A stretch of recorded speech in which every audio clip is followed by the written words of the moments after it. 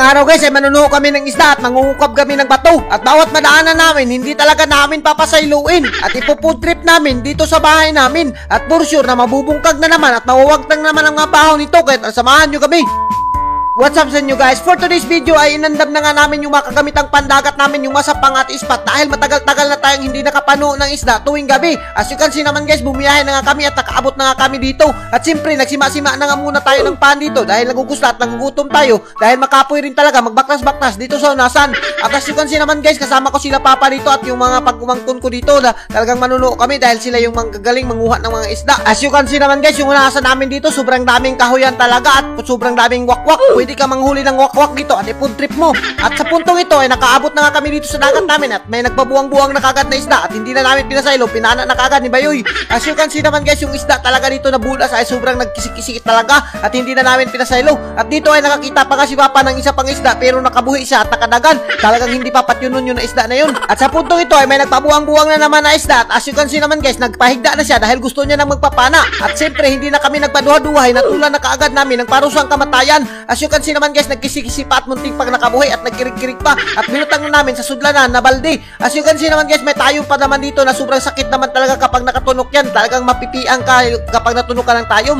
At hindi na namin pinasaylo yung mga bakaday dito na talagang sobrang sarap niyan i-food trip. As you can see naman guys, talagang kailangan mo lang magsipag agad matyaga dito sa dagat namin para makakuha ka ng maraming isda. Kung nakikita nyo naman guys, halos maya-maya lang kami dito na mamana ng maisda dahil yung maisda dito nagagalit na kapag hindi mo kinuha. At kailangan mo rin talaga mangukab ng bato dito dahil talagang buwanon ngayon at yung maisda tumatago sa bato. As you can see naman guys, kapag pana mo, dalawang bisis agad yung makukuha mo. At ayun, kung nakikita nyo naman, mangukab-ukab ka lang ng bato. Minsan kapag ukab mo ay wala talagang loon, pero kailangan mo lang talagang sipakan. As you can see naman guys, napakaraming mga manuay talaga dito sa amin at nagkagulyang ra. At meron din yung mga saang dito na sobrang sarap talaga, hindi na namin pinasaylo. At ayun nga, inukab na nga ni Papa yung bato dito na napakasarap talaga. At ayun nga, pag ukab ni Papa, walang bato at nagmamahay talaga siya. Naalala ko naman noon when I was a child, talagang sumasama ako ka Papa nangunguha ng mga isda at sobrang nalilingaw talaga ako dito sa dagat namin kapag nangunguha ng isda dahil sobrang dami. As you can see naman guys, speaking of sobrang dami, talagang sobrang dami ng mga isda dito. Yung iba natutulog lang at nagpapadisplay lang talaga at hindi na namin pinasaylo. As you can see naman guys, talagang binutang na namin sa sudlanan at anam-anam at ipo-food trip naman talaga namin to, pati mga saang. At may mga kuha pa kami dito parang bakasi yung purma na hindi ko alam anong pangalan yan at hindi na namin pinasaylo. At sa puntong ito ay nakakuha na nga si Bayoy ng buntong dito na napakasarap talaga yung tuwahin at nagkisi-kisi pa talaga. At as you can see naman guys, hindi ka talaga magmamahay kapag dito ka sa dagat namin ang huwa. At sa puntong ito ay may nagpabuwang-buwang na tagbugok at talagang nagtitiktok pa siya at hindi na namin pinasaylo. Hinakop na nga ni Bayoy. As you can see naman guys, gusto pang sumuksok ng tabugok sa buho pero hindi na talaga pinasaylo ni Bayoy at hinakop niya na at namamaak pa kaya pinaak na nga ni Bayoy at napungutat talaga si Bayoy. Nagkinit-kitay sila ng tabugok. As you can see naman guys, hindi talaga mapatay ni Bayoy yung tabugok dahil hindi niya nabatkan kung paano paakin yung tabugok. At ayun nga, parang sinima-sima niya na nga yung tabugok at hindi niya na pinasaylo. Sabi ko sa kanya, i-food trip mo na lang yan yoy dahil talagang buhay na buhay pa yan, kinakain mo na. At sa puntong ito, as you can see naman guys, may nakita na naman silang isda dito at talagang pinagtutukan na talaga nila. At ayun nga, pinaanan na nga ni Bayoy, hindi na pinasaylo. Sobrang dami naman talaga ng danggit dito guys, hindi ka talaga magmamahay. At napakasarap naman talaga niyan kilawin. At bawat madaanan namin talaga guys, hindi namin papasayluin. At kung nakikita nyo naman guys, yung madanggit talaga dito, yung pabida-bida, iwan ko na lang, hindi na namin sila kinukuha pero sila talaga yung nagpapakita. Alam nyo ba guys, dito sa lugar namin, ito talaga yung ginawaran ng award na malinis at masaganang karagatan. Kaya talaga sobrang dami naman talaga yung mga isda dito sa amin. At ayun na, kung nakikita nyo naman guys, si Birok nangukab lang siya ng bato. At ayun na, kung nakikita nyo naman, napakagaling talaga ni Bayoy manguha ng mga isda dito na napakarami at hindi niya na talaga pinasaylo. Kaya kayo, kung gusto nyo mag-food trip, yung mga ganitong gawain lang talaga ay solve na yung mga panihapon mo at pamahaw mo dito sa mga isda na to. At minsan nga, nakakapaligya ka pa.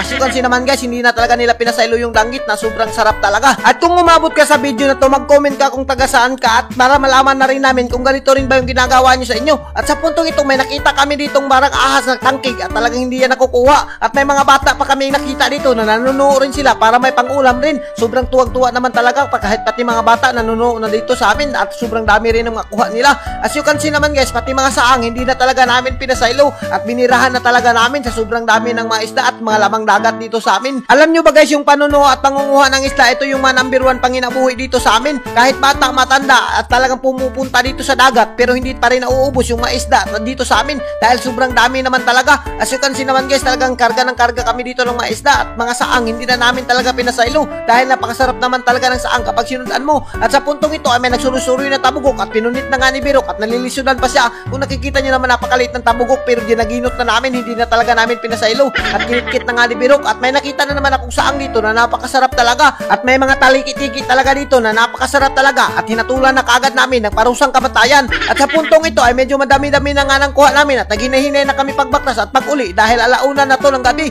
As you can see naman guys, nakaabot na kami sa bahay namin at binubo na nga yung makuha namin at tinibo-tibo na nga namin. Napakarami naman talaga ng makuha namin at solve na to, napaniha po namin. At sa puntong ito, hindi na ako nagpalangan-langan, hinalingan ko na nga, tinakang ko na yung kaldero at hininluan na nga ni Papa yung makikilawin namin, yung matutuwahin namin at siniparit na nga namin. At ayun na nga, as you can see naman guys, nagsubo na kaagad yung mga niluto namin at ilunod na natin yung matutuwahin natin na mga isda na napakasarap talaga. As you can see naman guys, inandam na nga rin namin yung malamas namin, pati yung mga dahon saging dahil magbubudol fight na naman kami. At ayun na, sa puntong ito, tinimplahan ko na kaagad yung mga tinuwa natin na napakasarap talaga. At syempre, as you can see naman guys, hindi rin magpapahuli yung kinilaw natin at inandam ko na nga yung malamas, yung mga suka at pinusaan ko na ng sili para mas lalong maging masarap yung kinilaw natin. As you can see naman guys, kinumot-kumot ko na nga yung kinilaw natin para mas lalong maging masarap at bugaan mo ng agrio at hindi ka talaga magmamahay at tinilawan ko na nga na napakasarap talaga. At syempre, naluto na nga yung tinuwa natin at sisimulan na natin ang main event natin na kainan. As you can see naman guys, budol fight lang talaga yung kainan namin dito dahil mas masarap kumain kapag nakabudol fight kayo at nakakamay. As you can see naman guys, sinima-sima ko na nga muna at tinilawan ko na nga dito kung masarap ba. At ayun nga, hinigupan ko na nga yung sabaw at sinabaw ko na dito sa kanon na napakasarap talaga. At sa puntong ito ay binanatan niya kagad namin yung kinilaw at isungit mo at hindi ka talaga magmamahay at siguradong magugusla na naman yung mga marites na nanonood sa atin. At kung ginagawa nyo rin to, mag-comment kayo para mas maging masaya kami at nagbabasa naman talaga kami ng comment. At sa mga nagtatanong kung bakit wala si Ivy, hindi ko na ginising si Ivy dahil alauna na to ng gabi at talagang napapaoy na siya at hindi pwedeng mapaoy si Ivy, baka mumaot at magguba yung beauty stress niya. Kaya ganyan ko kapinangga si Ivy, hindi ko na siya pinakain. As you can see naman guys, yung tabugok kinitkit ko na, hindi ko na talaga pinasaylo at sila mama at sila papa talagang nawawagtang na yung bahaw dahil binanatan nila yung tinuwa at yung kinilaw na napakasarap talaga. For sure na nagugusla na naman kayo sa kakapanood sa amin. At hanggang dito na lang kami. Don't forget to like and share sa ating mga video para mas marami pa tayong food trip. Thank you and God bless you all. Mabuhay kayo hanggat gusto nyo.